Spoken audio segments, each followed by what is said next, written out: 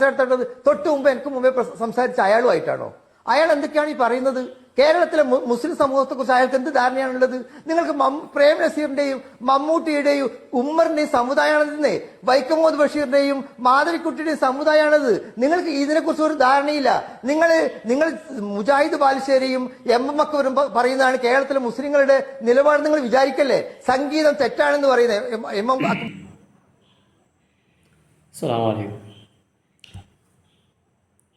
ഓരോ ദിവസം കഴിയുമ്പോൾ വിചാരിക്കും ഇതോടെ തീരും. എന്നാലും ഇത് എവിടുന്ന ഇങ്ങനെ ഓരോ സാധനം പൊട്ടി മുളക്കുന്നു?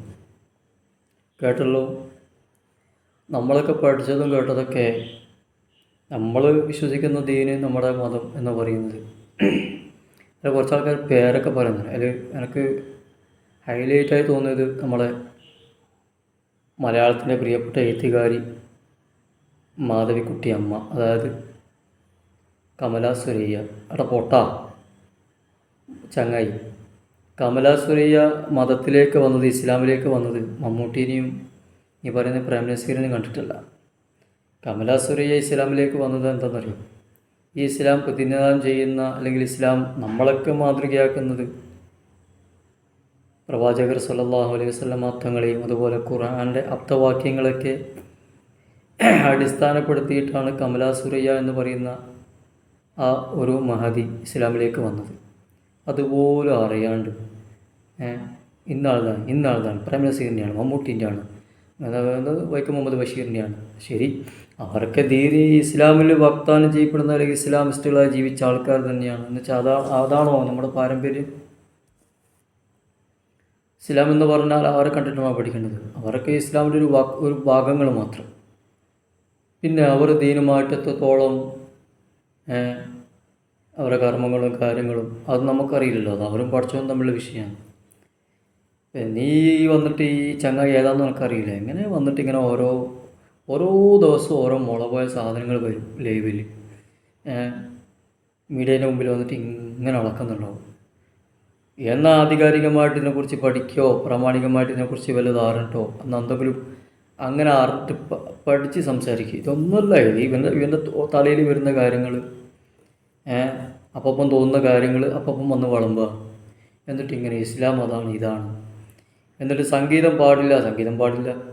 ഇസ്ലാമിക വീക്ഷണത്തിൽ മ്യൂസിക് എന്ന് പറയുന്നത് ഹറാമെന്നാണ്. വിധി എന്നല്ലേ, അത് മാറ്റാൻ പറ്റുമോ?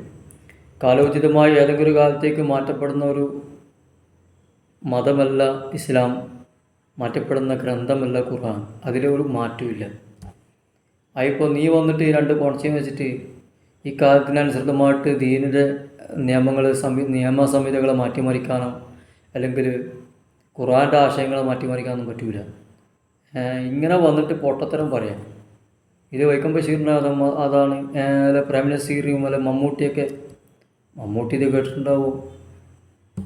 ഇവരെ കണ്ടു ചിലപ്പോൾ മറുപടി തരുമായിരിക്കും. ഇങ്ങനെ വന്നിങ്ങനെ അളക്കലുണ്ട്. നമ്മളൊക്കെ പണ്ടേ പഠിച്ചത്, നമ്മൾ കേട്ടതും എത്രയോ ആൾക്കാർ ഇസ്ലാമിലേക്ക് വന്നതും എല്ലാം എന്താണ്?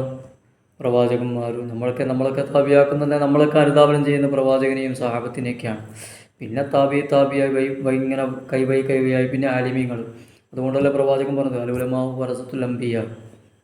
അതിലെങ്ങനെയാണ് ഉസ്താദ്മാർക്ക് അംഗീകരിക്കാൻ, ആലിമീങ്ങൾ അംഗീകരിക്കാനുള്ളൊരു മനസ്സുണ്ട്.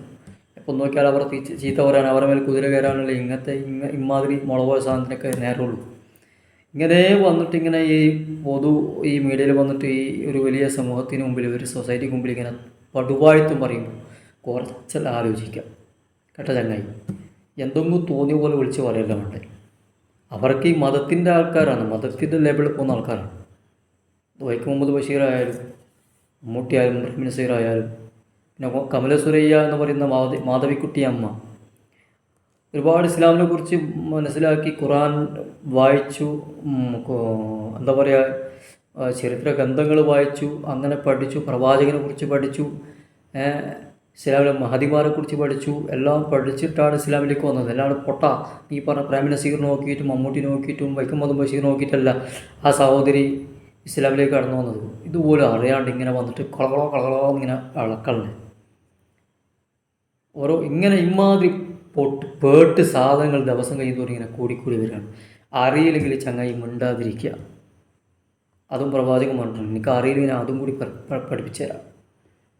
അള്ളാഹു റസൂൽ അതും പറഞ്ഞു. അതിൽ എവിടെ പ്രവാചകനല്ലോ ഇവനിക്ക് അനുധാവനം, സ്വഹാബത്തല്ലോ ഇവനിക്ക് അനുധാവനം. ഇവൻ്റെ അനുധാവനം എന്ത് വെച്ചു ആരാണ്? പ്രേം നസീറും മമ്മൂട്ടിയും വൈക്കം മുഹമ്മദ് ബഷീറൊക്കെയാണ്. നിനക്കൊരു കാര്യത്തെക്കുറിച്ച് ചങ്ങായി അറിയില്ലെങ്കിൽ മിണ്ടാതിരിക്കുക. അതും പ്രവാചകൻ പറഞ്ഞിട്ടുണ്ട്. അതിനാ പറഞ്ഞ മൻകാന യുഅ്മിനു ബില്ലാഹി ഫല്യഖുൽ ഖൈറ വൽയൗമിൽ ആഖിർ, മൻകാന യുഅ്മിനു ബില്ലാഹി വൽയൗമിൽ ആഖിരി ഫല്യഖുൽ ഖൈറ ഔ ലിയസ്മുത്. അയ്യാടാ, ഇതാരോടെ പറയണ്ടേ? അന്ത്യനാൾ കൊണ്ടും അതുപോലെ അള്ളാഹുവിലൊക്കെ നിനക്ക് വിശ്വാസം ഉണ്ടെങ്കിൽ പറയുന്നെങ്കിൽ നല്ല പറയണം, അല്ലെങ്കിൽ മിണ്ടാതിരിക്കണം എന്നും പ്രവാചകൻ പഠിപ്പിച്ചിട്ടുണ്ട്. അപ്പോൾ ചങ്ങായി, ഒരു കാര്യത്തെക്കുറിച്ച് സ്പഷ്ടമായിട്ടും മതത്തെക്കുറിച്ചും ദീനിനെക്കുറിച്ചും ഒന്നും അറിയില്ലെങ്കിൽ വാ കൂട്ടി മിണ്ടാതിരിക്കുക, അറിയുന്നവരോട് ചോദിക്കുക. അല്ലാണ്ട് നീ നിൻ്റെ കുറേ കണ്ടെത്തലും കൊണ്ട് ഇങ്ങോട്ട് വന്നിട്ട് കുറേ ഇളക്കിയിട്ടൊന്നും കാര്യമില്ല. പിന്നെ മ്യൂസിക് വീണ്ടും ആവർത്തിക്കുകയാണ്. ഹറാമെന്നാണ് ഇസ്ലാമിക കാഴ്ചപ്പാടിൽ. മ്യൂസിക് എന്ന് പറയുന്നത്, സംഗീതം എന്ന് പറയുന്നത്, ആ ഉപകരണങ്ങൾക്ക് ഉപയോഗിച്ചുള്ള പാട്ട് എന്നുള്ളത് ഹറാമെന്നാണ്. നിൻ്റെ വാ കൊണ്ട്, നിൻ്റെ കോതാരി കൊണ്ടത് മാറാനൊന്നും പോകുന്നില്ല. അത് പറയാൻ പാടില്ല പോലും. മതത്തെക്കുറിച്ച് അറിയില്ലെങ്കിൽ മിണ്ടാതിരിക്കുക. വെറുതെ ഈ ഒരു സൊസൈറ്റിക്ക് മുമ്പിൽ വന്നിട്ട്, ഒരു ഫ്ലോറിൽ വന്നിട്ട് ഇങ്ങനെ പടുവായത്തും പറഞ്ഞിട്ട് സ്വയം ആളാവാൻ വേണ്ടി പറയുന്നത്, പക്ഷേ സ്വയം ആളാവുന്നതിന് പകരം നാറുകയാണ് ചെയ്യുന്നത്. മതത്തിൻ്റെ കാര്യം അറിയില്ലെങ്കിൽ പൊന്നാര ചങ്ങായി മിണ്ടാതിരിക്കുക. അതാണ് ഇതാണ് ഇവൻ്റെയാണ് അവൻ്റെയാന്ന് പറഞ്ഞിട്ട് ഇങ്ങോട്ട് കൊണക്കാൻ നിൽക്കണം. ഓക്കെ, അസ്സലാമു അലൈക്കും.